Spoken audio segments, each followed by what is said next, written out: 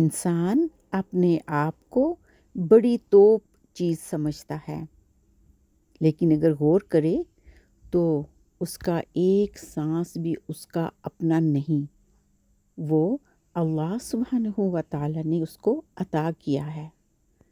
فرعون کو دیکھ لیجئے، اپنے آپ کو رب العلا کہتا تھا، لیکن وہ صرف ایک بچے سے ڈر گیا اور کتنے بچوں کو قتل کروا دیا۔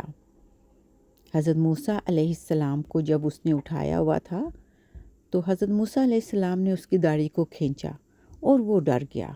اس نے کہا کہیں یہی بچہ تو نہیں جو میری سلطنت کو مجھ سے چھین لے گا، جو مجھے مار دے گا۔